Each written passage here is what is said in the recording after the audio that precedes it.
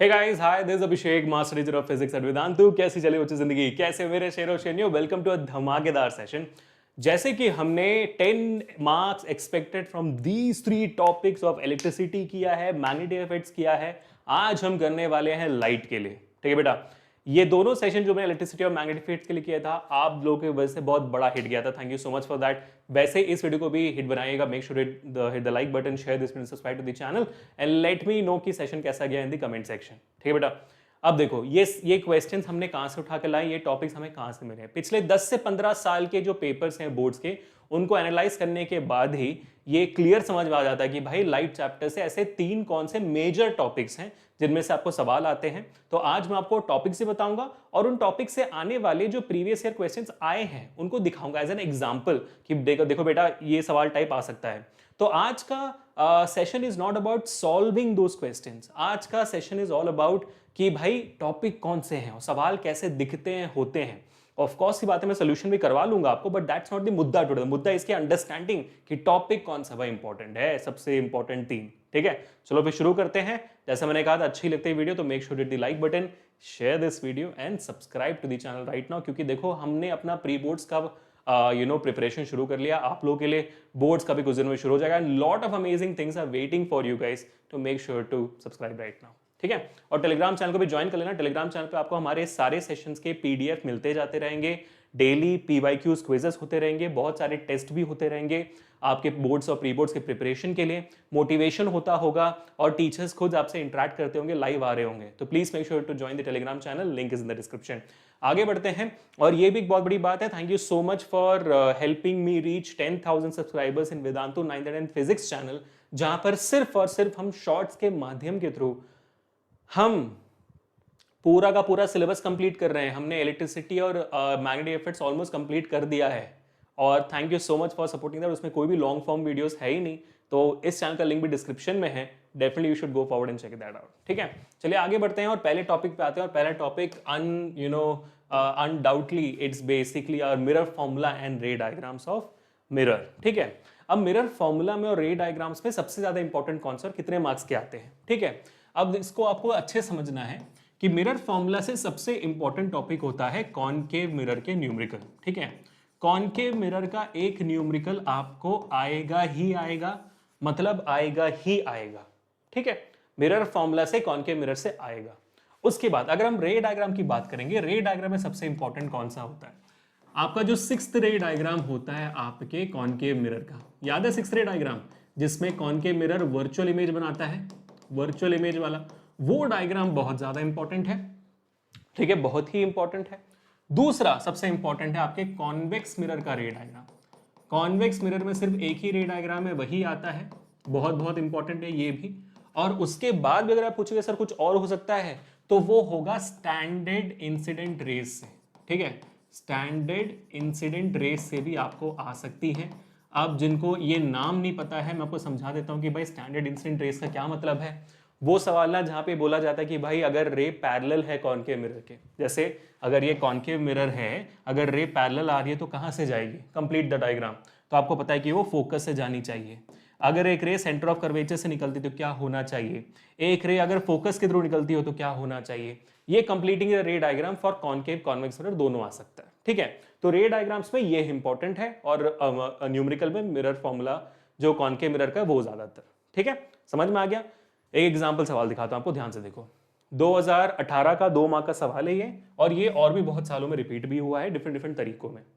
If the image form by A spherical mirror for all positions of the object placed in front of it is always erect and diminished, what type of mirror is it? देखा मैंने अभी वही आपको बढ़ाया था। ये कौन सा है भाई?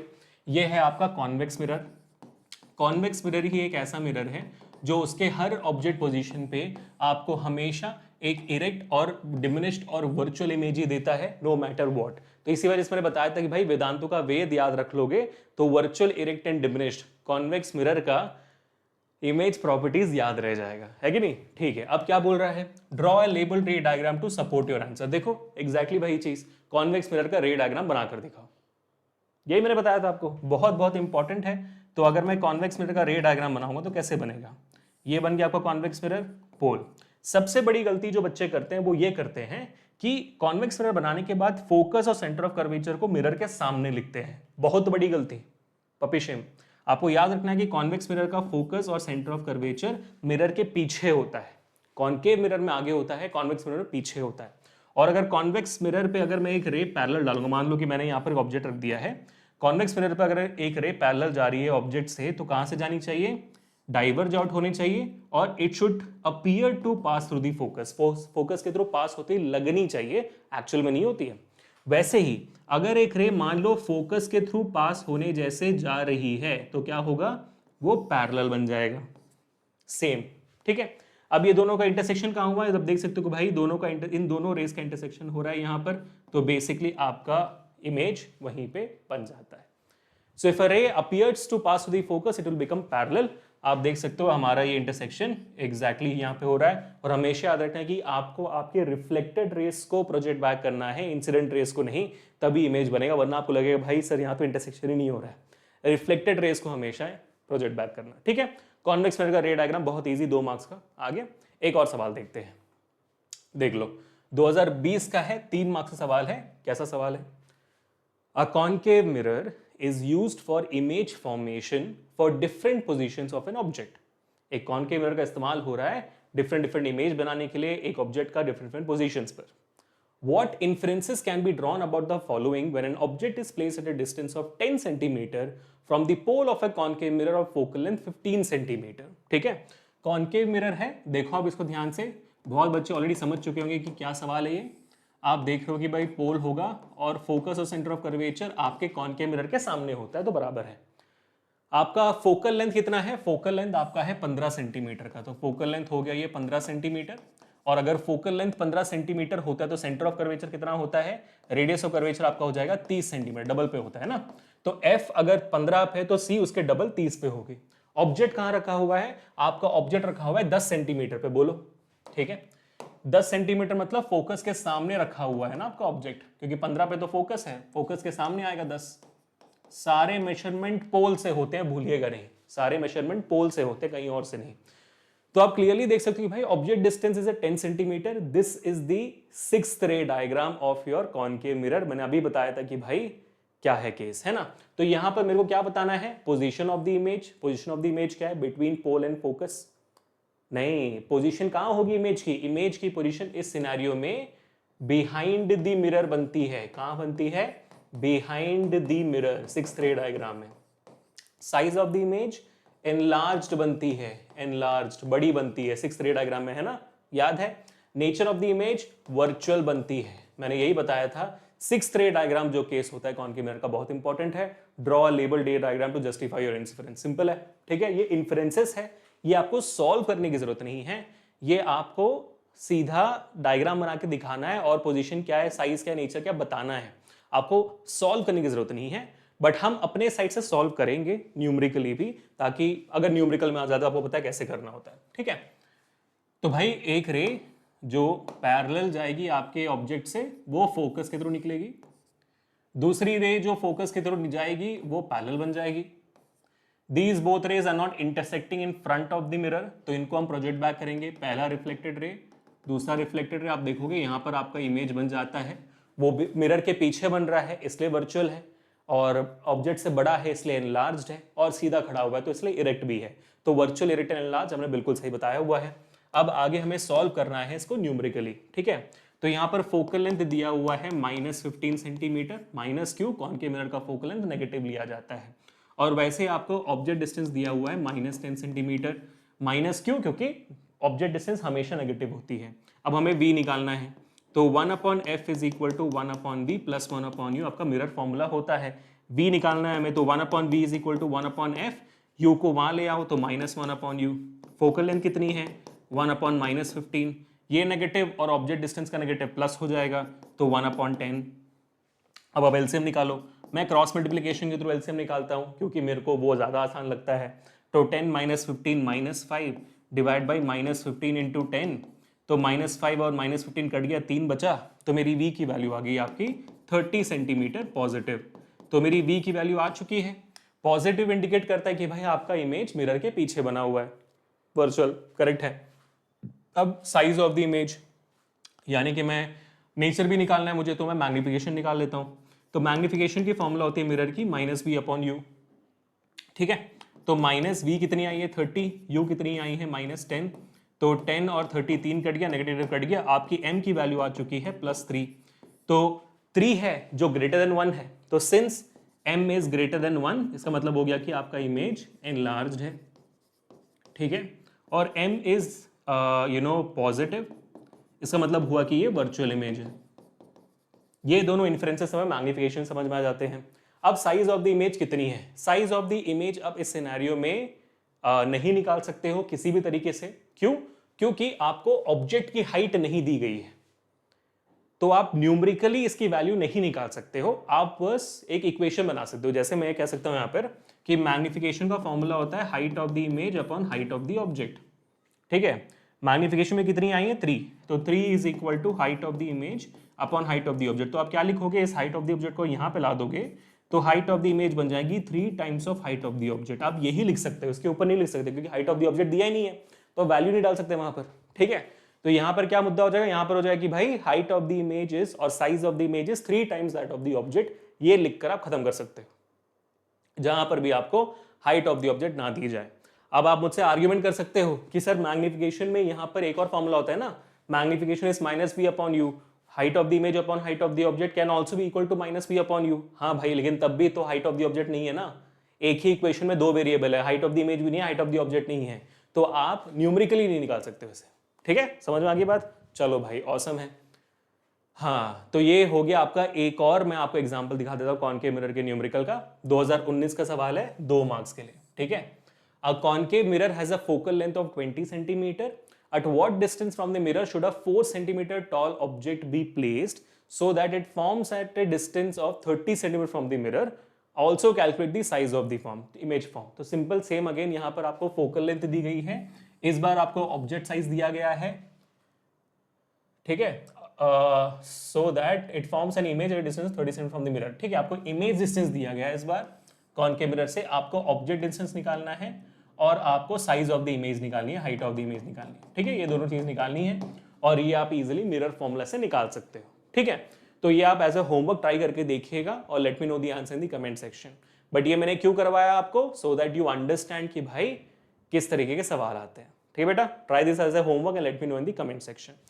अब हम आगे बढ़ते हैं to the second category which is highly important when it comes down to your, भाई क्या बताएं, ये तो आना ही आना है, पहला वाला भी आना है, ये वाला भी आना है। पूरे चैप्टर में से मैं सिर्फ ऐसे 3 टॉपिक्स बता रहा हूं जिसके गारंटीड सवाल आने वाले हैं, और दूसरा है रिफ्रैक्शन एंड रिफ्रैक्टिव इंडेक्स। आप नहीं बच सकते हो उससे, नहीं, कोई प्रोबेबिलिटी नहीं है कि आप इससे बच सकते हो। आएगा ये, तरसाएगा ये, तड़पाएगा ये, ठीक है। अब क्या है सवाल, 2016 का एक एग्जाम्पल ले रहे हैं, बहुत सारे सवाल आ चुके हैं इसके। 3 मार्क का सवाल देखो as an example. Draw a diagram to show the refraction of light through a glass slab and mark angle of refraction and the lateral shift suffered by a ray of light while passing through the glass slab. Glass slab का diagram 3 marks के लिए आता है। In fact human आई में आपका refraction through a prism का diagram है, वो भी आता है। तो ग्लास स्लैब का भी हम कर लेते हैं डायग्राम, आपको यहाँ पर लैटरल शिफ्ट भी दिखाना है क्लियरली। तो चलो एक अच्छा सा डायग्राम बनाते हैं ताकि चांदी चांदी हो जाए। देखो ये बना दिया हमने ग्लास स्लैब, ठीक है। अब यहां पर हमने क्या कर दिया, नॉर्मल बना दी यहां पर एक, इस पे हमारी एक इंसिडेंट रे पड़ रही है, ठीक है। वो सीधी जानी चाहिए थी ऐसे, लेकिन ऑफ कोर्स है ये एयर मीडियम है और ये ग्लास है, तो लाइट रे क्या हो जाएगी, light ray will bend towards the normal because the light is travelling from air to glass, from a rare medium to dense medium, the light ray will bend towards the normal. तो normal की तरफ आपकी light रे bend कर देगी ऐसे, ठीक है। बहुत बढ़िया। तो ये था आपका इंसिडेंट रे, ये हो गया रिफ्रैक्टेड रे। अब यहाँ पर भी हम दोबारा नॉर्मल बना देते हैं इस पॉइंट पे, ठीक है। तो इस पॉइंट पे नॉर्मल बनाएंगे तो ऐसा लगेगा, बहुत बढ़िया। Now the light is travelling from a denser medium to rare medium, light ray will bend away from the normal, ऐसे नॉर्मल से दूर सीधी जानी चाहिए थी ऐसे, लेकिन वो नॉर्मल से दूर बेंड कर रही है, ठीक है। तो ये आपका डायग्राम हो गया। अब इसमें हम सारे चीजों को मार्क करेंगे, लिखेंगे कि भाई क्या क्या है और कौन है। तो जैसे ये आपकी हो गई इंसिडेंट रे, ये आपका हो गया एंगल ऑफ इंसिडेंस, ये हो गई आपकी रिफ्रैक्टेड रे, ये हो गया एंगल ऑफ रिफ्रैक्शन, ये हो गई एमर्जेंट रे, ये हो गया आपका एंगल ऑफ एमर्जेंस, ये दोनों आपके नॉर्मल हो गए, ठीक है। ये हो गया आपका original path of light, original path of light, और ये हो गया आपका एमर्जेंट रे, आपका होता है अपेरेंट पाथ ऑफ लाइट, यानी कि यहां से जाना चाहिए था बट अपेरेंटली यहां से जा रहा है, तो इसको हम कहते हैं अपेरेंट पाथ।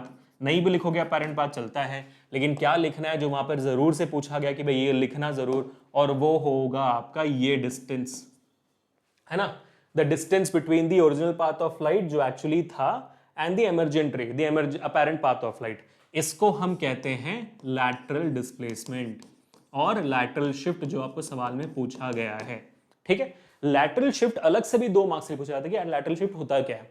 लैटरल शिफ्ट आपके ओरिजिनल पाथ का और आपके एमर्जेंट रे के बीच में डिस्टेंस जितना होता है उसको कहते हैं लैटरल शिफ्ट, ठीक है। देखो लाइट रे सीधी जानी चाहिए थी, ग्लास स्लैब बीच में आ गई तो थोड़ी टेढ़ी मेढ़ी गई, कूल है। तो वो जो टेढ़ी मेढ़ी लाइन गई है और जो एक्चुअली जानी चाहिए, तो उन दोनों बीच में डिस्प्लेसमेंट कितना है, डिस्टेंस कितना है, ये बताना है, वो लैटरल शिफ्ट हो जाती है। तो ये डायग्राम बनाओगे विद ऑल दिस एंटिटीज तो आपको पूरी की पूरी 3 मार्क्स मिल जाएगी। 3 मार्क्स के है तो भाई ये 1.5 मार्क का सवाल है, 2 मार्क का सवाल इनफैक्ट ये डायग्राम, तो 2 मार्क्स मिल जाएगा आपको, बढ़िया, ठीक है। अब आगे बढ़े, चलो फोड़ते हैं।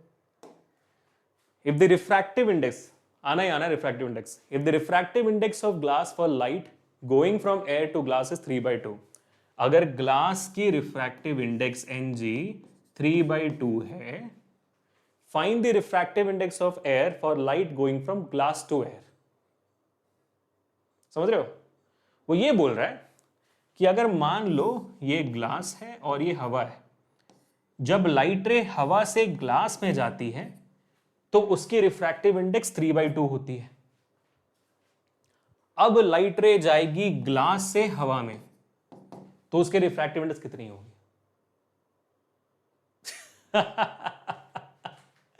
जब लाइट रे हवा से ग्लास में जाती है तो उसकी रिफ्रैक्टिव इंडेक्स 3/2 होती है, और अगर लाइट रे अब ग्लास से हवा में जाएगी तो उसकी रिफ्रैक्टिव इंडेक्स कितनी होगी?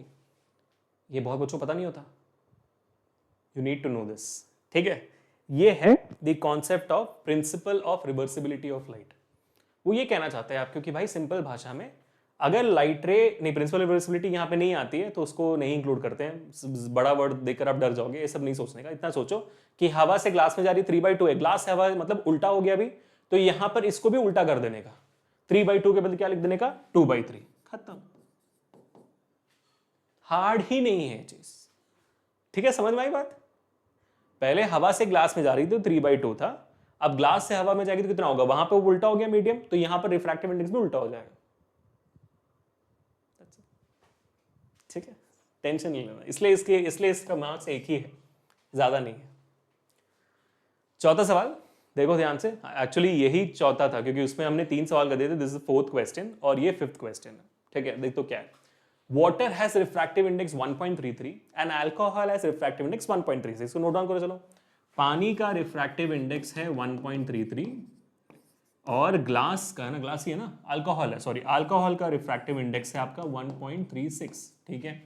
विच of the 2 medium is optically denser, ठीक है। ये मैंने बहुत सेशन से बताया हुआ, मैं दोबारा बता देता हूं कि refractive index is directly proportional to the optical density, ठीक है। ऑप्टिकल डेंसिटी मतलब कितना होता है, क्या होता है, जितना आपका मीडियम क्लियर होगा, दिखने में क्लियर होगा और दिखने में लाइट को इजीली पास करेगा, सबसे कम बेंडिंग होगी, रिफ्रैक्शन कम होगा, उतना ही कम उसका रिफ्रैक्टिव इंडेक्स होगा, क्योंकि उसकी डेंसिटी कम है, इसलिए तो आपको क्लियर दिख रहा है ना। वो क्लियर तब नहीं दिखता जब उसमें बहुत सारी इंप्यूरिटीज, मिनरल्स, ये वगैरह चीजें होती है, मिट्टी वगैरह होती है, तो फिर वो बिल्कुल क्लियर नहीं दिखता है, तो फिर लाइट पूरी रिफ्लेक्ट कर जाती है, लाइट रिफ्रैक्ट ही नहीं कर पाती है ना, तब उसकी रिफ्रैक्टिव इंडेक्स बहुत ज्यादा बढ़ जाती है, ठीक है।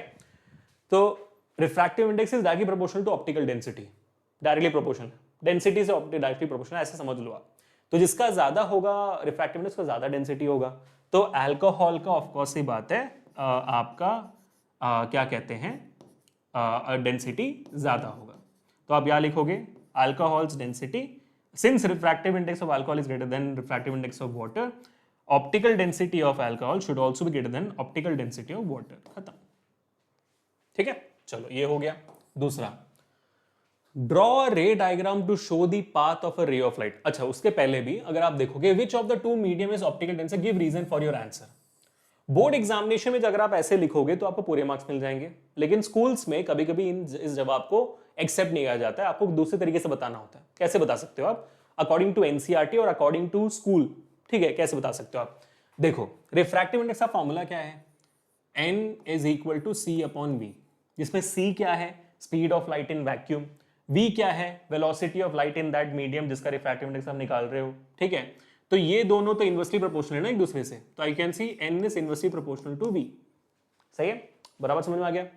तो यानी कि जिस मीडियम का रिफ्रैक्टिव इंडेक्स ज्यादा होगा उसमें लाइट की वेलोसिटी कम होगी, और लाइट की वेलोसिटी कम होगी तो मतलब वो ज्यादा डेंसर वाला है ना भाई। आप ट्रैफिक जाम में जाते हो तो आपकी स्पीड कम हो जाती है, डेंसिटी ज्यादा है इसलिए।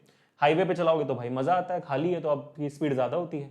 तो वैसे रिफ्रैक्टिव इंडेक्स जिसकी कम होगी उसकी वेलोसिटी ज्यादा हो जाती है। तो आप देखो, अल्कोहल की रिफ्रैक्टिव इंडेक्स ज्यादा है तो उसकी वेलोसिटी कम है, इसलिए उसकी डेंसिटी ज्यादा है। वैसे अगर पानी की बात करेंगे तो पानी का रिफ्रैक्टिव इंडेक्स कम है, 1.33 है, तो इसलिए उसकी वेलोसिटी ज्यादा है, उसमें लाइट की वेलोसिटी ज्यादा है और उसका ऑप्टिकल डेंसिटी ज्यादा हो जाता है, कम हो जाता है। Got the idea? तो जहां पर वेलोसिटी ज्यादा होगी वहां पर डेंसिटी कम होगा। तो ऐसे एनसीईआरटी के बेसिस में आप ये लिख सकते हो। तो आप एक बार अपने स्कूल के टीचर से कंफर्म कर लेना, प्री बोर्ड में अगर ये सवाल आता है तो टीचर जी में कैसे लिखो, ऐसे इस टर्म्स में लिखो डायरेक्टली या कि इस टर्म्स में लिखो, तो आपके मार्क्स नहीं कटेंगे प्री बोर्ड्स में भी। ठीक है, दूसरा सवाल क्या है? Draw a ray diagram to show the path of a ray of light passing obliquely from water to alcohol. बहुत सारे बच्चे इस पॉइंट पे आगे रुक जाते हैं, सर ये ऑब्लिक्युली को होता है सर, ऑब्लिक्युली। ऑब्लिक्युली मतलब होता है इंक्लाइंड, मतलब जो भी डायग्राम बनाते हो लाइट ऐसे टेढ़ा डालते हो ना, उसको कहते हैं ऑब्लिक्युली। ठीक है, तो अगर पानी से अल्कोहल में जा रहे हो तो कैसे जाएगा? तो ये तो मैंने बहुत बार बताया हुआ है बच्चों को, है ना बच्चों? क्या बताया हुआ मैंने? पानी से अल्कोहल, तो ऊपर वाटर लिख दो, यहाँ अल्कोहल लिख दो, और हमें पता है कि भाई, और ये लिखोगे तो फिर एग्जामिनर खुश। पानी रेयर मीडियम लिखो और ये डेंस लिखो, क्यों? क्योंकि रिफ्रैक्टिव इंडेक्स अल्कोहल की ज्यादा है। ठीक है, फिर आपने नॉर्मल बना दिया। अब लाइट रे जब पानी से सीधी जानी चाहिए थी लेकिन अल्कोहल बदल गया, मीडियम बदल गई, तो अब किस तरफ बेंड होगी? टुवर्ड्स द नॉर्मल या अवे फ्रॉम द नॉर्मल? मैंने क्या बताया हुआ है? मैंने बताया हुआ है shortcut RDTN। Radha from Tamil Nadu क्या कहती है? राधा फ्रॉम तमिलनाडु कहती है कि रेयर मीडियम से डेंस मीडियम में जब लाइट जाएगी तो टुवर्ड्स द नॉर्मल बेंड होगा लाइट, है ना? दोबारा बताता हूं, राधा फ्रॉम तमिलनाडु क्या कहती है? रेयर मीडियम से डेंस मीडियम पे जब लाइट जाएगी तो टुवर्ड्स द नॉर्मल लाइट रे बेंड होगी। सही है, टुवर्ड्स द नॉर्मल मतलब ये लाइट रे सीधी जानी चाहिए थी, अब नॉर्मल की तरफ बेंड होगी तो लाइट रे ऐसे निकलेगी। फिर आप इसको लेबल कर देना, इंसिडेंट रे, रिफ्रैक्टेड रे, angle of incidence, angle of refraction, बिना लेबल के मत आना। डायग्राम सही भी होगा, बिना लेबल के मत आना। ठीक है, चलो बी पार्ट भी हो गया। सी क्या कहता है? State the relationship between the angle of incidence and the angle of refraction in the above case. Relationship क्या है भाई? इस पहले केस में आपको पता है, दिख रहा होगा, angle of incidence angle of refraction से बड़ा है। ठीक है, तो आपको ये लिखना, angle of incidence greater than angle of refraction, that's all, that's the relationship.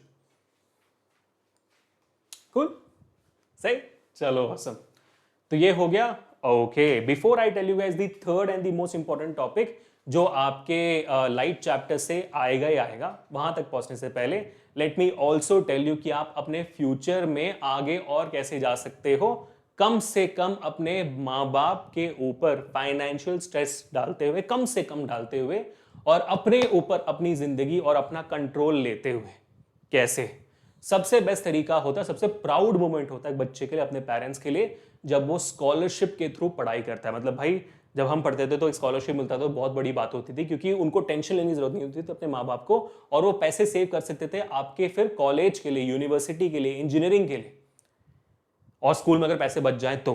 And that is where we bring you guys mega Vedantu scholarship admission test. उसके बारे में मैंने बताया आपको पिछले 15-20 दिनों से, और इसकी डेट आ चुकी है। टुडे इज 1 दिसंबर, है ना, जब मैं रिकॉर्ड कर रहा हूं। 2 दिसंबर 3 दिसंबर को पहला MBSAT टेस्ट हो रहा है, 9 एंड 10 दिसंबर को भी हो रहा है। आपको मिस आउट बिल्कुल भी नहीं करनी है इस अपॉर्चुनिटी को, क्योंकि जो मिस कर दिया हो तो गया ना बेटा।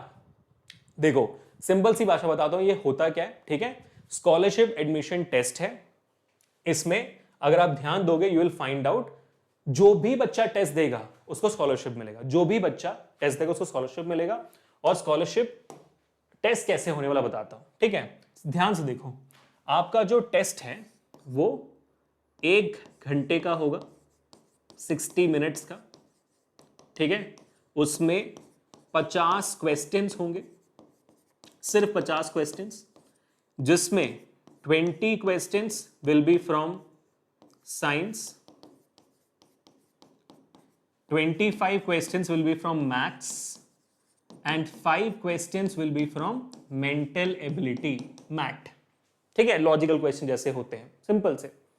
अब सबसे बेस्ट बात, ठीक है, ध्यान से देखो, ये पूरा टेस्ट ऑब्जेक्टिव है, यानी कि आपको 4 ऑप्शंस मिलेंगे। दूसरा, नो नेगेटिव मार्किंग। और तीसरा, अगर आपने टेस्ट अटेम्प्ट कर लिया आपको अशोर्ड स्कॉलरशिप है, मतलब कुछ ना कुछ जरूर मिलेगा।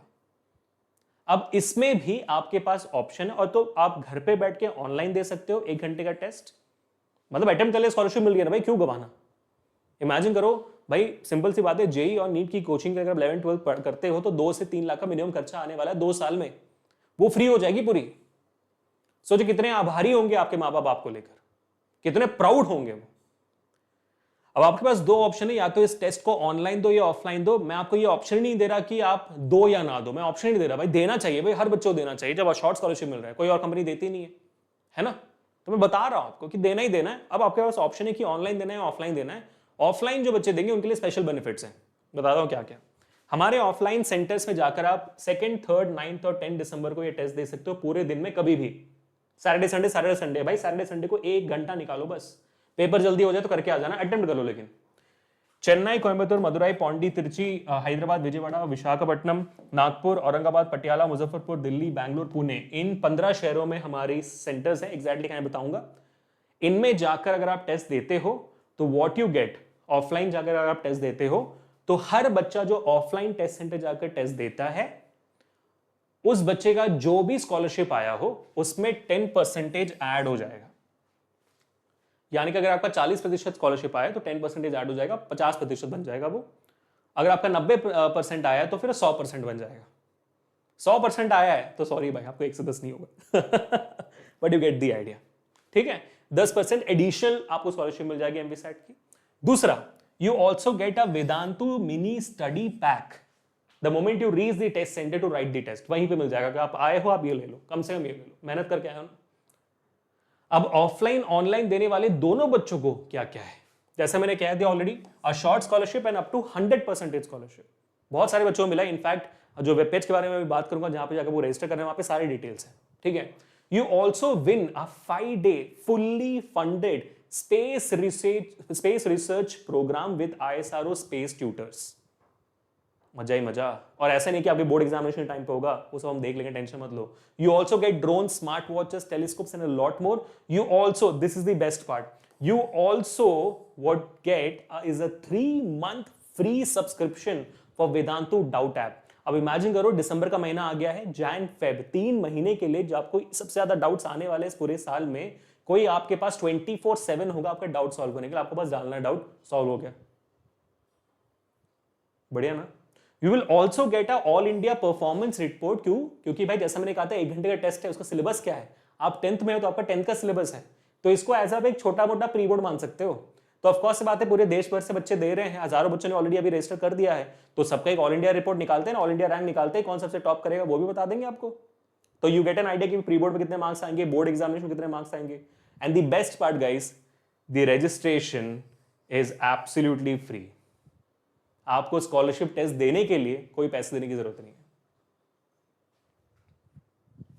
करना क्या है, कहां जाना है सर, इस वीडियो के डिस्क्रिप्शन में, बहुत देर से आपके यहां पर चल रहा है एक लाइन ना, पट्टी चल रही है यहां पर, वीडियो के डिस्क्रिप्शन सबसे पहला लिंक है वेदांतु एमवीसैट का, क्लिक करो, सिर्फ फोन नंबर मांगेगा, नंबर डालो, OTP डालो, बात खत्म, फिर बाकी डिटेल्स आप चूज कर लेना। मौका मत गवाओ भाई, जैसा मैंने कहा 2nd, 3rd को है, जब ये वीडियो आ रही है मेरे ख्याल से ऑलरेडी 2nd हो चुका होगा। मौका मत गवाओ, ठीक है, टेस्ट दे डालो, रजिस्टर फॉर फ्री है यार, फ्री बैठो, कर लो कुछ ना कुछ, ठीक है। चलो बेटा, ओके हियर वी गो। मैं बता देता हूँ टेस्ट सेंटर्स कहाँ कहाँ पे हैं आपके। चेन्नई में अन्ना नगर में है, वेलचेरी में है, कोयम्बतूर में आरएसपुरम, मदुराई में चुकीगुड़म, त्रिची में कैंटोनमेंट, हैदराबाद में कुकटपल्ली, कोदोपेट, विशाखापट्टनम में द्वारका नगर, आपके विजयवाड़ा में बेंच सर्कल में है, दिल्ली में आपका जनकपुरी है, south extension Anand Vihar, Bangalore HSR layout में, पुणे में शिवाजी नगर में है, पिंपरी चिंचवाड़ में है, नागपुर धर्मपेट में है, औरंगाबाद सिडको में है, पटियाला थापर यूनिवर्सिटी में है, मुजफ्फरपुर में मिथनपुरा में है, पौंडीचेरी में देंगाईतिट्ट में है। चाहिए भाई दे दो। You can Google the places you will get without the test centres. Awesome. We have come down to the lens formula and magnification, which is the third and the most important topic. The first one is HAL Heritage Centre and Aerospace Museum at Police Station near HAL. रुक जा रुक जा रुक जा मेरी माँ, रुक जा मेरी माँ रुक जा। ओ माय गॉड, ओ रुक जा।